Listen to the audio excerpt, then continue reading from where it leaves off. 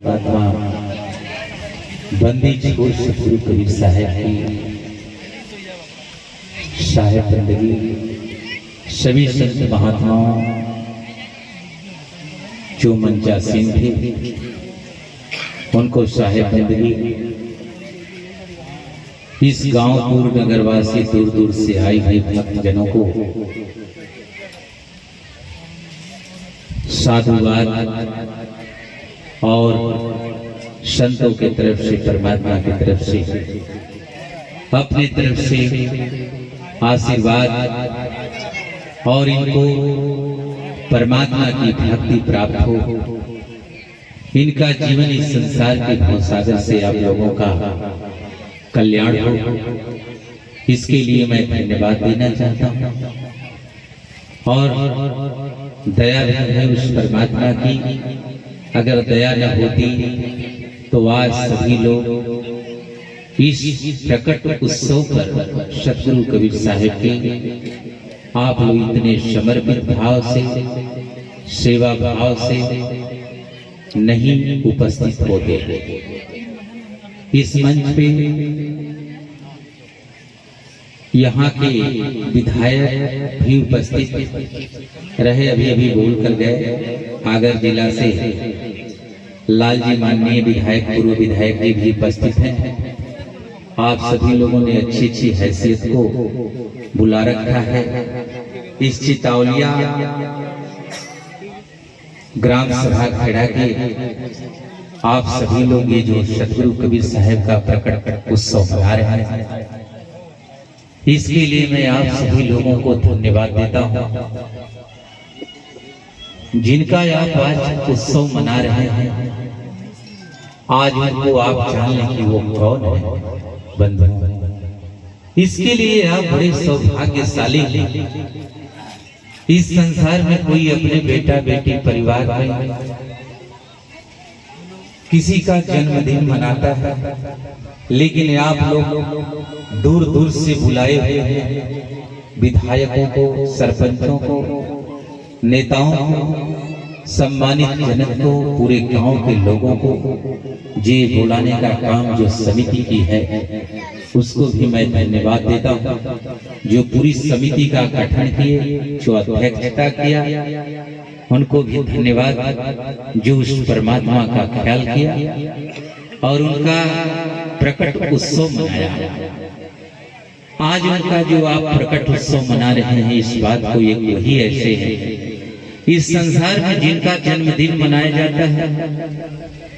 कोई मर भी गया है, प्रधानमंत्री हो, मुख्यमंत्री हो, सम्मानित जन हो, जैसे महात्मा गांधी का भी मनाया जाता है, भगवान कृष्ण का जन्माष्टमी मनाया जाता है, महात्मा गांधी का 2 अक्टूबर जीवन मनाया जाता है। ऐसे ऐसे महापुरुषों का भी संसार में जन्म दिवस मनाया जाता है। लेकिन आज वो मर गए हैं, वो नहीं जानते कि आप उनका जन्मदिन मना रहे हैं। लेकिन आप जिस सतगुरु का जन्म उत्सव नहीं, प्रकट उत्सव, क्योंकि सब लोगों ने जन्म से आया है इस संसार में। जो जन्म से आया वो जीव है, लेकिन जो प्रकट होकर आया वो परमात्मा है। उस परमात्मा का आप लोगों ने जो मनाने का भाव रखा है, प्रेम रखा है, दान दिया है, सम्मान दिया है, उस चीज को इस क्षण वो परमात्मा देख रहे हैं। लेकिन बशर्ते आप नहीं जान पा रहे हैं। तन की जाने, मन की जाने, जाने चित्त की चोरी, वह साहब से क्या छुपा है जिनके हाथ में डोरी। आपका ये जो कर्म है, जो भाव है, यही नहीं, आपके मन में उस परमात्मा के प्रति कितना श्रद्धा है, कितना सम्मान है, कितना भाव है, वो सब देख रहे हैं, सब जान रहे हैं। ये केवल परमात्मा देख सकते हैं। और एक वही परमात्मा सतगुरु रूप में इस संसार में आए। लेकिन इस संसार का जितनी जिनमें बुद्धि रही, जहाँ में जितनी बुद्धि है उतना देख बताया, वाको बुरा न मानी अधिका कहाँ से ला। जिसमें जितनी बुद्धि होती है बंधु, उतना अपना ज्ञान अपना विचार बता देता है और उतना ही प्रेम भी करता है। जो जितना ज्ञानी होता है उसके पास जाएंगे तो उतना ही अधिक आपको प्रेम मिलेगा, आपको सुख मिलेगा। संतों के पास जाते हैं, ज्ञानी संतों के पास, तो हमें उतना सुख मिलता है। और उसी प्रकार से जिनकी जितनी बुद्धि है उतना वो अपने बुद्धि के अनुसार, अपने ज्ञान के अनुसार सबसे प्रेम करते हैं। अपने घर में भी देखते होंगे, कोई जितना समझदार रहता है उतना पूरे परिवार को मानता है। अपने गांव में भी देखा होगा, जो जितना भाव जिसमें है, जितना उसमें ज्ञान है, ज्ञान ही सर्वश्रेष्ठ है इस सृष्टि में। ज्ञान वह जो वस्तु जैसी है उसको वैसे ही देख लेना ज्ञान है, और ठीक उससे उतना ही लगाव रखता है। हीरा है तो हीरा जैसा उससे प्रेम हो, और मिट्टी है तो मिट्टी जैसा प्रेम हो। इनकी मिट्टी हो और उसे हीरा इतना सम्मान दे दे, और हीरा हो उसे मिट्टी इतना सम्मान दे दे, तो ये मेरी अज्ञानता है। क्योंकि जो वस्तु जितनी कीमती है उसको जितना हम सम्मान देंगे उतना ही मुझे उससे लाभ होगा, नहीं तो लाभ नहीं हो पाएगा। उसी प्रकार से इस संसार में जिनका भी जन्म दिवस मनाया जाता हो, लेकिन जो आप सतगुरु की मना रहे हैं, ऐसा जन्म दिवस, ऐसा आपका किया हुआ कर्म संसार में उतना फलदायक नहीं होगा जो यहाँ पर आपको मिलेगा। उस सतगुरु ने ऐसा कोई महापुरुष इस सृष्टि में नहीं आया जो पूरे विश्व के लिए एक दृष्टि देखता हो, एक दृष्टि देखता हो। शायद कहते हैं, मैं रोया जगत को, मोके रोवे न कोई, मोके रोवे वो जना जो शब्द विवेकी हो। उस परमात्मा के लिए वो रोता है जो उनकी वाणी पर विचार करता है, लेकिन परमात्मा पूरे विश्व के लिए रोते हैं, और विश्व के केवल प्राणी के लिए नहीं, हर जीव जंतु के लिए वो दुखी हैं। इसलिए सब जीवों पर उन्होंने दया की। ऐसा इस संसार में कोई भगवान नहीं आया। मैं किसी भगवान का विरोधी नहीं हूँ, मैं आपको ज्ञान बता रहा। मैं किसी जाति का विरोधी नहीं हूँ। सतगुरु कबीर साहब किसी जाति का विरोधी नहीं है, किसी धर्म का विरोधी नहीं है, लेकिन वो बताते हैं कि जिस छत के नीचे हो, छत के वो छत में जो पानी टपक रहा है वो छिद्र तुम्हें दिखाई नहीं दे रहा है। मैं बता रहा हूँ, देख लो। अगर देख लोगे, उसे बंद कर लोगे तो तुम्हारा जीवन कल्याण हो जाएगा। इसलिए हर धर्म की कमियों को उन्होंने बताया, और ये जीव उस धर्म से जुड़ा और उस धर्म से अपना कल्याण समझता, और उसी धर्म से अपना कल्याण समझकर अपना सर्वस्व जीवन दे देता, लेकिन पाता कुछ नहीं। इसलिए उसकी कमियों को बताता। अगर आपके अंदर एक कमी हो और आपको बताया जाए और आपको गुस्सा लगे, तो उसमें बताने वाला का नुकसान नहीं है, जिसमें वो कमी है उसका नुकसान हो जाएगा। इसलिए बुरा देखन मैं चला, बुरा मिला न को, दिल जो दिल ढूंढूं अपना मुझसे बुरा बड़ा लगा। किसी में बुराई देखना दोष है, लेकिन गुरु बुराई देखते हैं इसलिए क्योंकि उस बुराई को दूर करते हैं।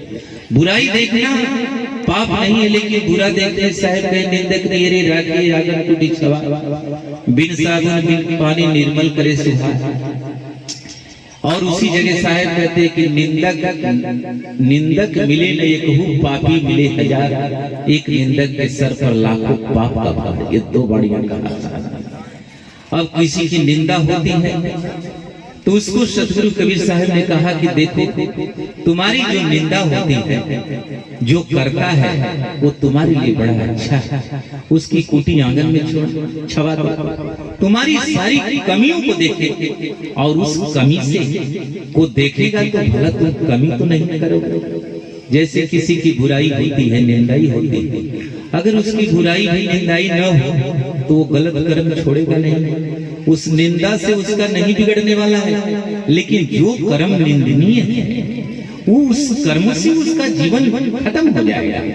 इसलिए सतगुरु कबीर साहब कहते हैं, निंदा करता है तो उससे क्या, तू वो बुराई छोड़ दो, तुम्हारा कल्याण हो जाएगा। लेकिन अगर तुम बुराई करते रहो और उन निंदा करने वाला कुछ न कहे तो वो बुराई तुम्हें विनाश कर देगी। तो इसलिए कहा कि निंदक बड़ा अच्छा है, बिना साबुन का बिना पानी का तुम्हें निर्मल कर देता है। लेकिन सतगुरु कबीर साहब ने निंदक मिले ने एक हो, पापी मिले हजार। एक निंदक के सर पर लाख पाप का भार। कहा है जिसने निंदा किया है अब उसके पास है, उसको बुलवा लिया है अपने पास, कहे रे पापी आज तो तुझे मैं समझा रहा हूँ, लेकिन मुझे पापी मिल जाए वो ठीक है, लेकिन तू निंदा करने वाला कभी मत मिलना, तुम्हारे पास लाखों पाप का भार है। जैसे हम जैसे संत हैं, कोई सज्जन हो, उस सज्जन की तू बुराई करते हो, ये नहीं समझते कि उस सज्जन से उस संत से लाखों करोड़ों लोगों का कल्याण होने वाला है, और तू उनकी बुराई करके लाखों करोड़ों का कल्याण होने से तूने वंचित कर दिया, तूने उन्हें दूर कर दिया। इसलिए तुम बुराई करना था तो जो सही था उसे करते, तुम अपने सम्मान के लिए अपने कमियों के लिए बुराई कर दे, तुम्हारे पास लाख पाप, आज के बाद मेरे से मिलना मत। सतगुरु कबीर साहब ने जिसकी निंदा हुई उसका भी कल्याण कर दिया। किससे? उसके मन से जो दुख हुआ था निंदा से, उसे भी निकाल दिया, और जिसने निंदा किया उसे ऐसा डांट लगाया कि उसके अंदर से भी निकाल दिया कि आज के बाद तुम निंदा मत करना, नहीं तो परमात्मा तुम पर दया नहीं करेंगे। इसलिए बंधु परमात्मा सब पर दया किए हैं।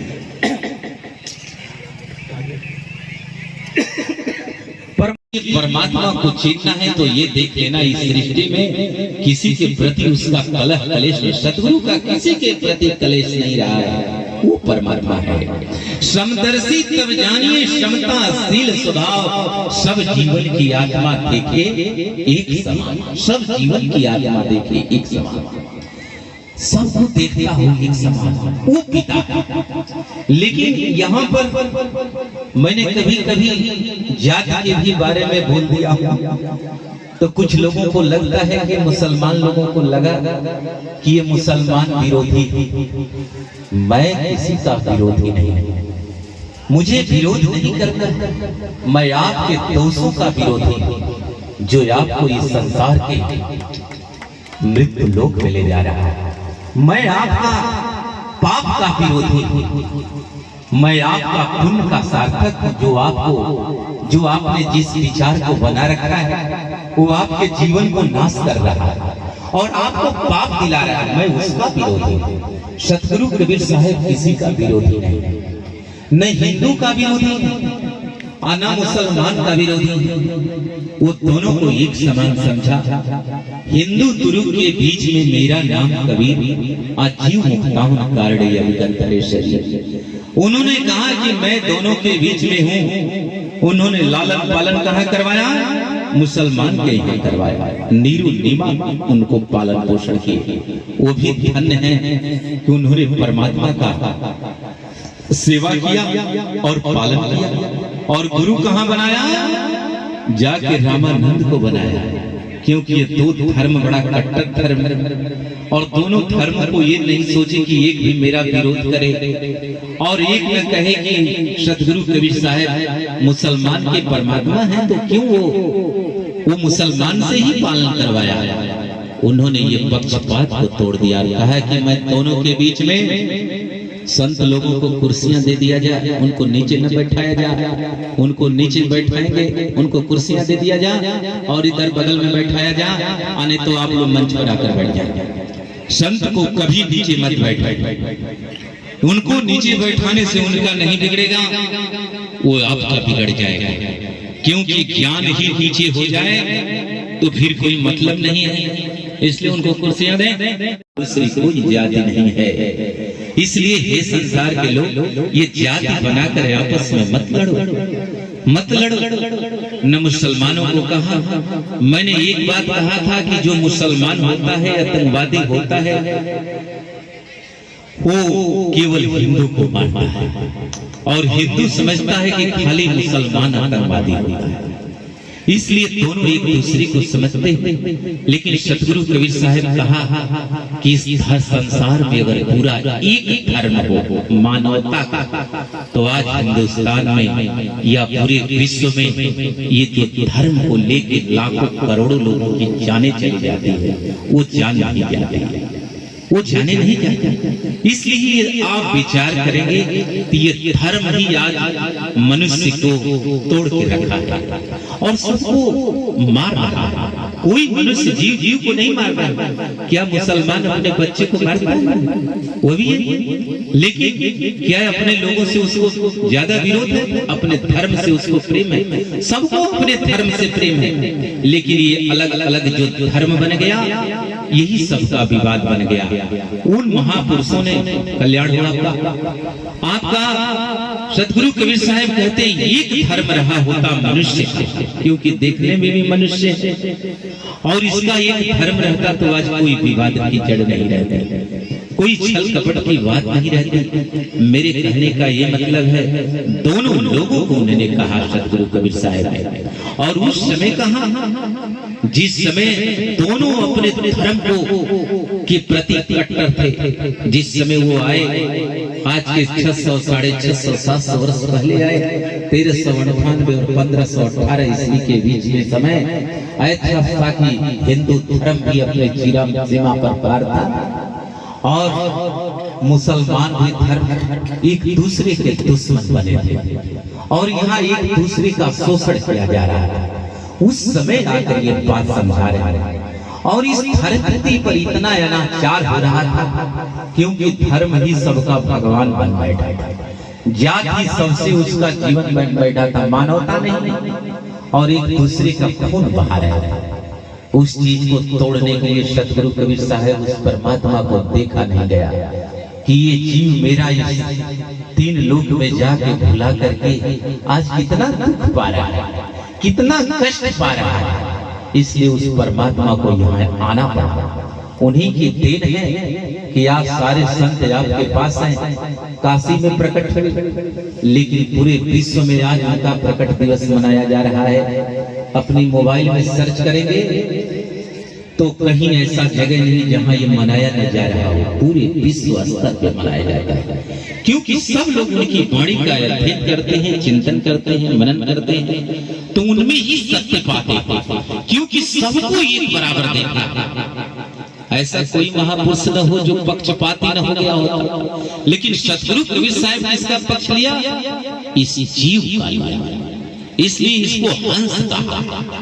उन्होंने किसी जाति का पक्ष नहीं लिया। हाँ, जिस जाति की कमी रही उस कमी को बता दिया। जैसे दोनों जाने रहिया बिगाड़े मोरे भाई, दोनों जाने रहिया बिगाड़े माई मोरे भाई, किसको कहा? हिंदू और मुसलमान दोनों को कहा।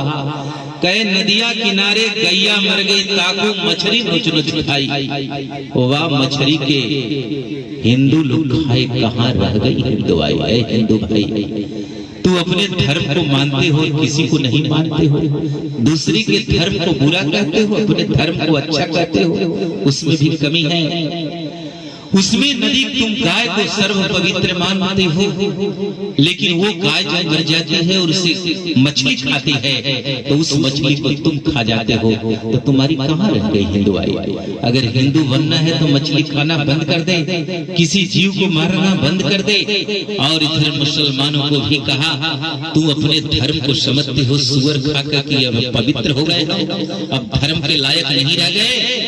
लेकिन ये बताओ तू धर्म के लायक रह कहाँ गए?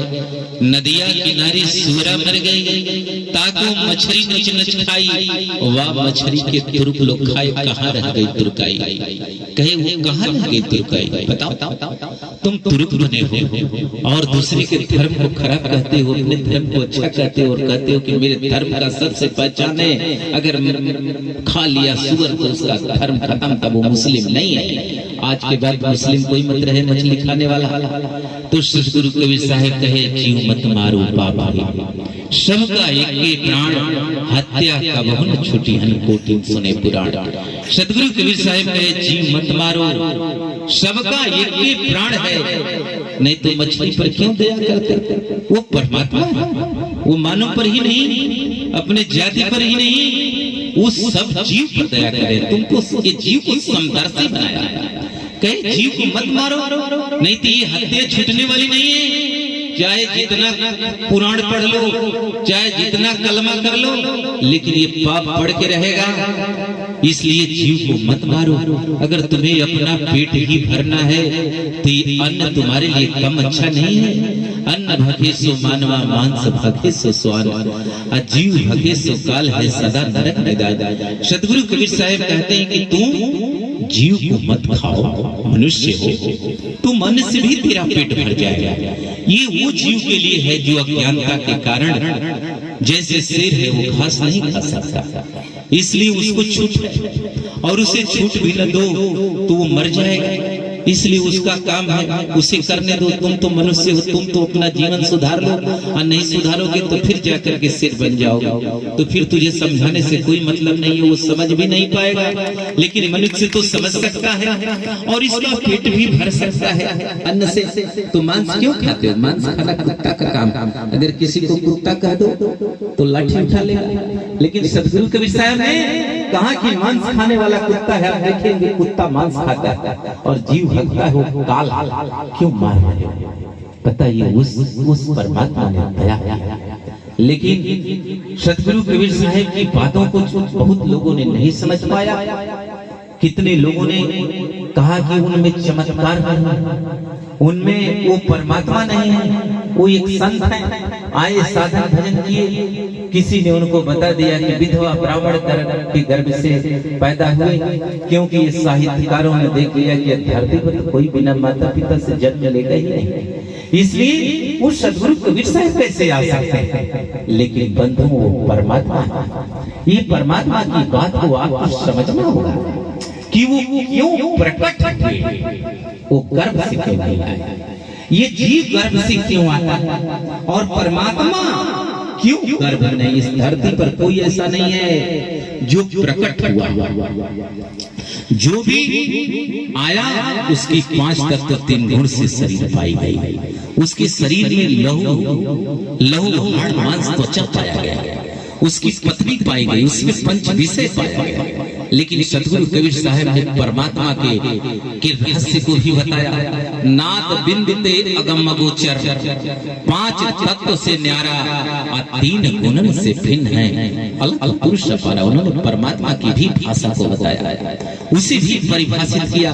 परमात्मा वो है जो इस ब्रह्मांड से, माता पिता की रजवीरी से वो अगम हो, यानी इस जीव के ज्ञान के परे हो गए, तो फिर अपने ज्ञान में ही परमात्मा को मान लेगा। ये जीव का ज्ञान वहां नहीं तो अगम, इसका ज्ञान वहां नहीं पहुंचने वाला है। अगोचर, इसकी दृष्टि उस परमात्मा तक नहीं पहुंच पाएगी, न देख पाएगी। इसी कारण से, क्योंकि अगर ये दिल से तो किसी को मान लेगा परमात्मा, किसी को कह लेगा भगवान। लेकिन सदगुरु कबीर साहब ने कहा 5 तत्व से न्यारा, कहा कि 5 तत्व से न्यारा हो, इसके अंदर 5 तत्व 3 गुण की शरीर न हो, और कहा 3 गुणन से भिन्न है, उसमें रजोगुण तमोगुण सतोगुण न हो। रजोगुण जिसमें बच्चा पैदा संसार का निर्माण करने की इच्छा न हो, जिसमें पालने की इच्छा न हो, जिसमें तमोगुण विनाश करने की क्षमता न हो। सदगुरु कबीर साहब आए तो संत के भेष में आया, संत बने, संसार को ज्ञान। तो वो परमात्मा कैसे परमात्मा है? क्योंकि वो सब पर दया कर सकता है। जैसे एक पिता ही है, अपने सारे पुत्रों पर दया करता है, लेकिन वो पुत्र आपस में लड़ते रहते हैं। वो कहता है इतना मेरा हिस्सा, वो कहता है उतना हिस्सा। लेकिन वो पिता जो होता है वो सोचता है कि मैं क्या करूं। वो दोनों को शांति करना चाहता है। इसलिए पूरे विश्व को जो एक समान देख सके वो परमात्मा हो सकता है। ये पहली पहचान जो पूरे विश्व को एक देखा, किसी धर्म जाति को नहीं, पूरे संसार को, विश्व को, कि ये चेतना को, जीवों को एक समान देखा हो। ये नहीं कि मछली मारने वाला हो तो उसे कह दे कि जाने दो, पानी में का जीव है, इतना जी कर क्या करेगा, दिन मरेगा, उसे खा जाओ। उसे भी कष्ट होता है बंधुओं, कष्ट नहीं होता, पानी से बाहर कर दो, छटपटा रही है। और आप उसे, कितने लोग उसे कड़ाही में रख करके आग पर रख के उसे पूछ, और उस कितने जानवर को, बकरी को काट काट के खा जाता, कितने लोग पाल रहे हैं। तो कहने का चीज है ये सारी बात को जो जिसके अंदर इतना विचार है वो परमात्मा है। आज उस परमात्मा के आप लोग प्रकट दिवस मना रहे हैं। उस परमात्मा को जब आए तो गगन मंडल से उतरे सतगुरु संत कबीर, जलज माई पौड़न की सब पीरों के पीर, वो गगन मंडल से आया। वो गर्भ में क्यों नहीं गए? क्योंकि वो परमात्मा है। परमात्मा गर्भ में नहीं जा सकते क्योंकि गर्भ में नरक है। और उस नरक में परमात्मा क्यों जाएंगे? परमात्मा ज्ञान में आया, वो ज्ञानी, वो भूत भविष्य वर्तमान सब एक सत्य समान, वो सर्वशक्तिमान है। ये जीव सर्वशक्तिमान नहीं है, इसलिए ये गर्भ में जाता है। और गर्भ में जाने से पहले ये अचेत हो जाता है। जब शरीर छूटती है तो इसमें ज्ञान नहीं रह जाता है, इसलिए गर्भ में जाता है। अगर शरीर छूटने के बाद इसको ज्ञान हो जाए तो ये गर्भ में नहीं जा सकता है। उसका गर्भ में तो क्या है? ऐसे साक्षात नरक दिख रहा है, मलमूत्र है, रजबिरी है, उसमें ही क्यों जाए? लेकिन उस समय इसको अचेत होता है, ज्ञान नहीं होता है, कुछ दिखाई नहीं देता है, कुछ महकता नहीं है। नहीं तो इसके नाक में एकदम नरक भरा होता है जब पैदा होता है। तो अगर इसको सुगंध दे तो उसमें मर जाए। इतना कौन सुगंध दुर्गंध सहन करने वाला है? आपको एक सेकंड अगर दुर्गंध आ जाए तो तुरंत नाक बंद कर लेते हैं, लेकिन वो बच्चा उसमें कितना रहता है। तो परमात्मा जो भूत भविष्य वर्तमान, वो गर्भ में क्यों जाएगा? इसलिए वो गर्भ में नहीं गए। ये जीव क्यों गर्भ में जाता है? क्योंकि इसको अचेत हो जाता है, ज्ञान खत्म हो जाता है। अगर ज्ञान होता इसको गर्भ में जाने का तो ये काहे को गरीब घरे जन्म लेता, सीधा अमीर घरे जन्म लेता, मुख्यमंत्री प्रधानमंत्री के घरे जन्म लेता, उसके पास सारा व्यवस्था एकदम टंच रहती है। गरीब घर में जाता है बेचारे को झोपड़ी मिलेगी।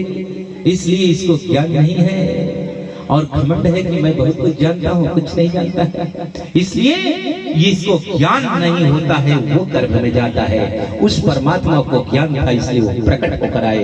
केवल ये परमात्मा कर सकते हैं, केवल परमात्मा गर्भ में नहीं जा सकते और सब जीव सभी गर्भ में जाते हैं। इसीलिए देही को सतगुरु कहे, ये तो धुंधर ज्ञान चार दाग जामे नहीं ताको सतगुरु मान। सतगुरु के लिए पहचान दिया है। इस समय आज ऐसा होड़ लगी है गुरुओं की, और जिनके पास धन धन गाड़ी मोटर हो जा रहा है, वो उपदेश दे रहा है तो अपने आप को सतगुरु को लिख दे रहा है। लेकिन सतगुरु किसी को उसी को मानना जिसको सतगुरु कबीर साहब कहते चार दाग, वो गर्भ से ना आया हो, भोजन न किया हो, 5 तत्व 3 गुण की शरीर न हो, उसकी पत्नी न हो, तब तो वो सतगुरु है। दूसरा कोई सतगुरु कहे तो उसे उलट के देखना मत, नहीं तो अपने भी धोखा में जा रहा है और आपको भी धोखा में डाल देगा और कोई ज्ञान नहीं होगा। इसलिए सतगुरु कबीर साहब ने कहा है कि गुरु की महिमा हो गई, शिव बिरंच नहीं जान। उस गुरु की महिमा को कोई नहीं जान सकता। ये भगवान शिव, भगवान विष्णु भी नहीं जान सकते। ये लोग जो 3 लोक के मालिक थे, उनकी महिमा कौन जान सकता है? गुरु सतगुरु को चिन्ह के पावे पद निर्वाण। आपको अगर उस परमात्मा को पाना है और इस संसार के भव सागर से मुक्त होना है तो आपको सतगुरु को पहचानना होगा और गुरु को भी जानना होगा। नहीं तो गुरु सब लोग बना लिए, कहेंगे भाई गुरु से मुक्ति होती है, हमने तो गुरु बना ही लिया है, हमारी मुक्ति हो ही जाएगी। लेकिन कैसा गुरु होना चाहिए, कैसा सतगुरु होना चाहिए, तब कल्याण होगा बंधुओं। सतगुरु ऐसा हो जो गर्भ से न आया हो, और गुरु ऐसा हो जो शब्द बतावे दाव। गुरु गुरु में भेद है, गुरु गुरु में भाव। ऐसा गुरु नत्य बंदिए जो शब्द बतावे दाव, जो शब्द को बतावे। कौन सा शब्द? सार शब्द, वो शब्द जो हमारे मुख से निकलने वाला नहीं है। शब्द शब्द सब कोई कहे, वह तो शब्द विदे अजीवा पर आवे नहीं, निरख परख करके ले। वो चीज पर आने वाला नहीं है। जो मैं ये बोल रहा हूँ ये शब्द नहीं है, वो हमारी काया से बाहर है। एक गायक ने मेरे से कह दिया, मेरे अपने मन का मनमानी करता रहे और गुरु का द्रोह करता रह जाए और अपने मन का बेविचार करता रह जाए, तो ये धरती पर जब तक चंद्रमा और सूर्य रहेंगे तब तक इसका जन्म मरण होता रहेगा। गुरु द्रोही और मनमुखी, नारी पुरुष बेविचार, ते नर 84 जई हैं जौलो चंद दीकार। सतगुरु कबीर साहब ने कहा है कि अगर गुरु का द्रोह करोगे और अपने मन का मनमाना करोगे और नारी पुरुष के विचार पूरे जीवन भोग विलासों में रहोगे, तो ये जब तक चंद्रमा और सूर्य रहेगा तब तक तुम्हारा इस संसार के भवसागर से उद्धार होने वाला नहीं है। इसलिए बंधुओं, मैं जो आपको कह रहा हूँ, कोई गायक हो, बहुत बड़ा गायक बन गया हो, अच्छी बात है, अपने कला से सबको मोड़ लिया हो, मैं उसका सम्मान करता हूँ, लेकिन गुरु मत बनना। गुरु बनना हो तो उस गुरु की शरण में जाकर बनना, उस गुरु की शरण में जाकर बनना जो सदगुरु के ज्ञान को धारण किया हो, ऐसे गुरु के अधीन रहना। ऐसा गुरु न जो आपको कन फुकवा मिल दिया हो, फूक दिया हो कान में, और आपको पता नहीं चला कि कौन मंत्र दिया, क्या बोले, फिर बाद में लोग जाके कहते गुरु जी कौन मंत्र दिया, कहीं फिर से बता दीजिए। उसको इतना लोगों ने गुरु बनाया कन फुकवा से, कैसे फूकते वो खुद ही नहीं जानते कौन मंत्र है। ऐसा फूकते कि जान ही नहीं पाए कि फिर ये दोबारा मेरे पास आए। बड़े चतुर है गुरु लोग। लेकिन सतगुरु कबीर साहब सबको स्पष्ट बता रहे हैं, ऐसा गुरु खोजना यह संसार में जो सदगुरु का पूर्ण रूपेण ज्ञान जानता हो और आपको सारे भ्रम से निकाल देगा। गुरु ऐसा चाहिए जो एक भी भ्रम शिष्य को न रखता, उसके सारे भ्रम को दूर करना और दूर करके इस लोक से उस लोक परमात्मा के लोक पहुंचा देना ही गुरु का काम है। अंधकार से प्रकाश की तरफ ले जाना, लेकिन अंधकार से प्रकाश की तरफ वही ले जा पाएगा जो सतगुरु के ज्ञान को बताता हो। अपना ज्ञान नहीं, अपना क्या ज्ञान है? कोई ज्ञानी बनकर नहीं आया है संसार में, विचार कर लेना। जो आया अज्ञानी बनकर आया, ज्ञान सब भुला दिया, नहीं तो वो गुरु ज्ञानी बनकर गया था तो कहे कि होता सीधा शंकराचार्य बन जाता। लेकिन कितना पापड़ बेलनी पड़ती है, सीधा प्रधानमंत्री के घर में जन्म ले लेता। विचार करना, ये मैं आपको विचार करने के लिए कहता हूँ। ऐसे गुरु बनाना जो शब्द बतावे। कौन सा सार शब्द? सार शब्द क्या है? शब्द बिना सूरत यादरी कहो कहाँ को जाए, द्वार न पावे शब्द का फिर भटका खा। ये जब तक उस सार शब्द का सूरत शब्द की साधना नहीं करेगा तबले इस संसार के भवसागर से मुक्त नहीं हो पाएगा। लेकिन इतना यहाँ जितने लोग बैठे तो कहेंगे हम तो साधना कर ही नहीं पाएंगे, हमारे जीवन बहुत कार्य है। ये इंतजार मत करना, ये भ्रम में मत रहना। एक दिन न एक दिन साधना करनी पड़ेगी। और ये जो आप बात सुन रहे हैं ये बात नष्ट होने वाली नहीं है।